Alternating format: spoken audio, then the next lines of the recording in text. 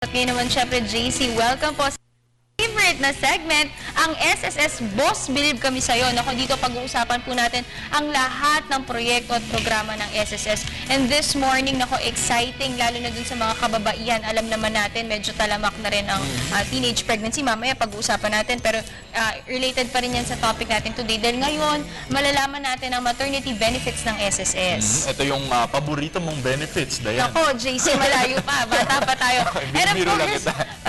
ikaw may favorite niyan. Ako pala, okay, sige. Siyempre, Anyway, alamin natin yan para sa mga future plans mo, no? Para pag-usapan yan, makakasama natin this morning ating very special guest, si Mr. Santi E. Romero, ang Assistant Program Specialist ng Sickness, Maternity and Disability Benefit Administration Department ng SSS. Good morning, sir. Good morning po. Magandang umaga, Sir Santi. Siguro, umpisahan muna natin, no?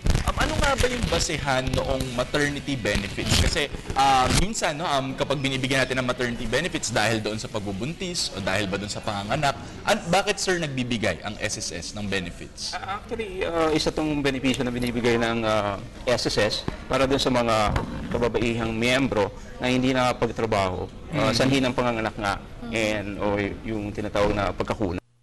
So, isang benepisyo to na binibigay namin para matulungan yung mga babaeng miyembro natin sa mga ganitong pagkakataon. Okay, Pero sir. sir, linawin lang muna natin, JC. Once po na naging member po tayo ng SSS, automatic na po, kasama na po itong maternity benefit or separate pa po ito na dapat nilang applyan? Actually po, kailangan meron silang masatisfy ng mga qualifying conditions bago sila makapag-avail ng maternity benefit. Ano po ito? So, una na qualifying condition po, kailangan meron silang at least 3 monthly contribution within do sa 12-month period prior po dun sa semester ng panganganak niya o pagkakunan. And then, the next one, kailangan nakapagbigay sila ng sapat na notification o notification sa kanilang employer kung employed sila o kaya sa SSS po kung self-employed o kaya voluntary member. Sir, ano po itong notification? Sulat ba to, sir? Notification actually is merong form na pinipila pa May para ibigay doon sa kanyang employer. Parang ini-inform niya na buntis siya. Nakalagay din po doon yung kung kailan yung expected date of delivery niya. So, kailangan makapag-notify siya prior panganganak niya. Gaano katagal, sir, prior sa panganganak?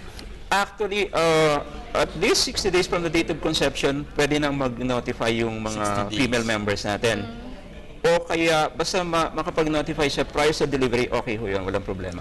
So ngayon, napag-usapan natin yung mga kailangan nilang gawin para maka-qualify sila dito sa maternity benefits. Ano naman po yung nilalaman po mismo ng maternity benefits na maaari po nila makuha from SSS? Okay, actually yung maternity benefit nga, kung yung amount of benefit ang gusto nyo malaman, ang katumbas po ito ng 100% ng average daily salary credit ng isang miyembro, which of course will depend doon sa contribution ng isang miyembro. Kasi iba-iba naman po yung contribution ng miyembro. So, imumultiply po natin yun doon sa 60 days kung normal delivery o kaya miscarriage, or 78 days naman po para sa cesarean delivery. So, iba-iba pala ang rate ng cesarean, normal, and Iba-iba po yung magiging amount of benefit depending on the contribution po ng miyembro. regardless po ito ng ospital, kung saan po ang ospital. Po, ang pinag-uusapan po natin dito is yung panganganak. Yung panganganak. Kapag sinabi natin, sir, na average daily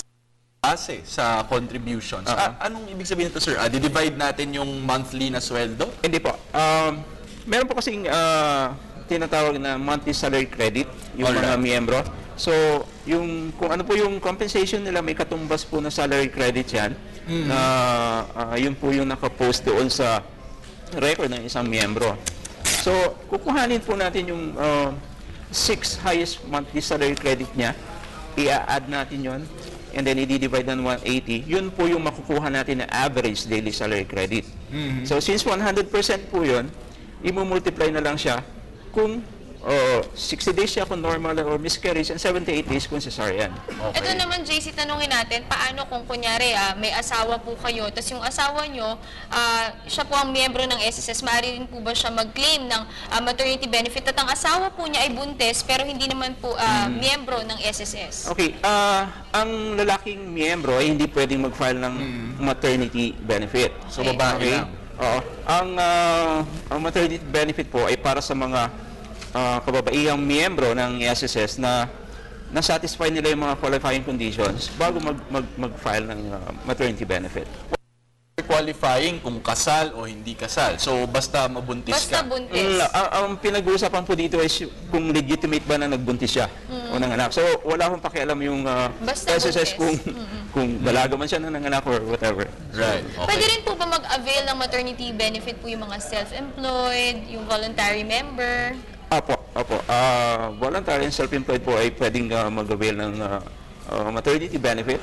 And ganoon din po, kung ano yung mga kailangan, parehas din po doon sa mga employed. Paano naman, sir, kung kambal yung naging anak? Pareho pa rin po ba yung benefits na makukuha po nito? In case po ng mga twins, counted as one lang po yan at hindi dalawang bilang doon sa panganganak na yun. So actually, kanina nabanggit ni Sir, no, yung benefits ay para doon sa mismong panganak o kapag nakunan ka. So, ibig sabihin, kahit makunan ka, kahit miscarriage ang mangyari, merong benefits. Meron tama pa ba, rin Sir? po. Meron pa rin. At paano yung difference, Sir, ng, or parehas lang ba sa panganak? Actually, magkakaiba lang sila doon sa documents na isa-submit. Pero doon sa proseso ng pag-file is practically the same as doon po doon sa nanganak talaga. Importante dito, JC, syempre para ma-claim talaga nila itong benepisyo nito is mag-notify sila dun sa Right. kanila employer. Kung pwede, dumiretso rin sila mismo, I guess, sa SSS. And of course, dapat meron silang 3 buwan na monthly contribution para ma-avail Doon nila sa 12-month 12 period month prior to to the the semester. trimester. Semester. Semester. semester. So, So 6 medyo months. 6 months, madugo, oo. dapat aralin nila mabuti ito, lalo na dun sa mga anak na miyembro na ng SSS. Siguro, kunyari, ini-imagine ko lang, Sir, sabihin natin na December manganganak yung nanay.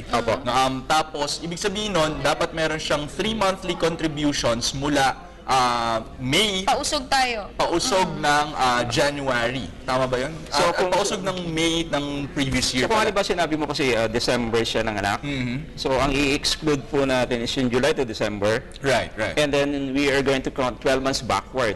Right. So from July the previous year hanggang June doon sa current year, yun yung magiging 12-month period. Doon ka kukuha ng at least 3 kung meron siya. 3 months na contribution. Monthly contribution. Qualified na siya doon pag meron siya 3 month Okay. contribution. So, paano naman po, yung sa mga lalaki naman, bumalik naman tayo doon sa asawa, paano kung hindi po miyembro yung asawa, wala pong mangyayari, hindi talaga makaka-claim? Hindi miyembro yung Yes, pero miyembro po yung lalaki. hindi nga Hindi pwede yun. talaga. So it has to be yung female member mismo ang mag-claim for So, ano naman po yung mga requirements naman for documents na kailangan para pag sa claim po ng maternity benefits? Okay, meron tayong mga forms na ginagamit when it comes to maternity benefit. So meron tayong yung tinatawag na SS Form MAT-1. Yun yung maternity notification. And then we have yung MAT-2 naman, which is the maternity reimbursement application. At together with it is yung, syempre, yung mga supporting documents na kailangan i-submit ng isang member. So, kung halimbawa normal delivery, kailangan mag-submit siya ng original o kaya certified true copy ng birth certificate Alright. na duly registered sa local civil registrar Ng anak niya. ng anak niya. Oo. Yung kung namatay naman, yung duly registered din fetal death certificate. Alright. Yun po yung para sa normal delivery. Now, when it comes naman po doon sa cesarean, at the same thing, kailangan din niya ng certified true copy ng birth certificate ng bata and yung certified true copy rin ng operating room record Right. na galing po sa hospital. Na naka-certify doon na yan nga, yung ginawang Sir, operasyon. may sa kanya. nangyari na po ba na hindi nakabigay ng notification letter pero nabigyan pa rin po ng benepisyo ng Yeah. SSS?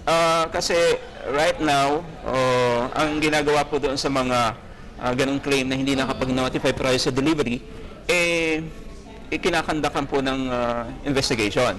Yung po yung tinatawag na fact of birth. So, mababayaran pa rin po siya Kaya lang meron pong konting delay kasi nga po, i-verify muna Right. yung panganganak.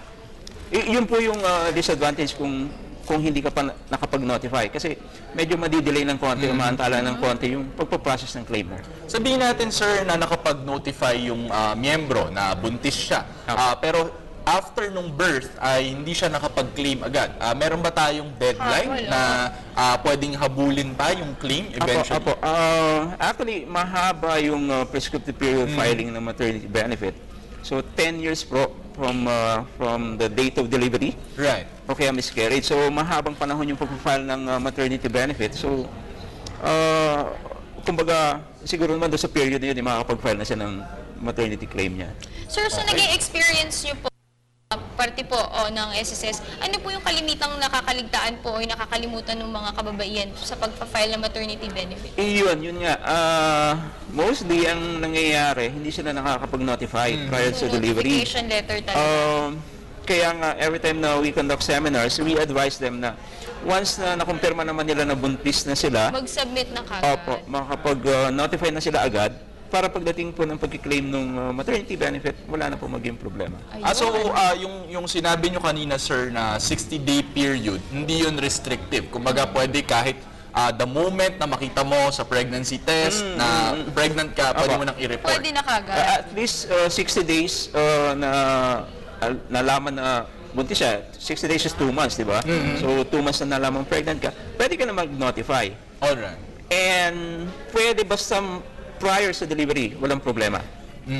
Iyon yung ano doon. Okay, So, ayan, dapat talagang maalalahanin ng mga viewers natin dyan na kababaihan na buntis na talagang magkaroon tayo ng notification letter para wala tayong maging problema sa pag-claim ng ating maternity benefit. At least, dire-diretso, di ba? Mabilis pa nating makukuha. Actually, sir, sorry, huling tanong na lang din siguro kasi iniisip ko kung ano yung pwede pa. Sabihin natin, sir, na yung nanay, unfortunately, ay namatay within the 10-year period. Tapos hindi na niya ma-claim personally yung benefit. Pwede ba yung beneficiary niya yung mag-file for maternity benefits? Ibig sabihin, kinamatayan na po yung... Pwede rin siguro, sir. Pwedeng Kinamatayan yung... during the period ng pagbubuntis or during nung birth po. Kung halimbawa ang ganun nga, ang papasok na kasi kagaya ng sinasabi mo na during panganganak niya namatay siya, may mga cases na ganun kasi, female members natin are allowed to go on leave 2 weeks prior sa panganganak. So kung nakapag-leave sila prior sa panganganak and then namatay, ang babayaran na lang po ng SSS is yung portion na pinag-leave niya. Kasi papasok na po yung death claim doon eh. So final claim na po yung papasok doon. So Death benefits na ang i-claim. Okay, So, yun, sir, any last message na lang po para dun sa mga viewers natin, of course, sa mga members po ng SSS? Okay, siguro, ang ano lang namin is to continue contributing sa SSS kasi para rin naman sa future ng mga members. Times nga na may mga contingencies na mangyayari. So, kumbaga yung maliit na contribution nila, babalik din naman sa kanila yan. So, yung benepisyo nila, makukuha na rin nila pagdating ng mga pagkakataon. Okay, maraming Thank you so salamat, sir. Yan po si Sir Santi Romero mula sa SSS.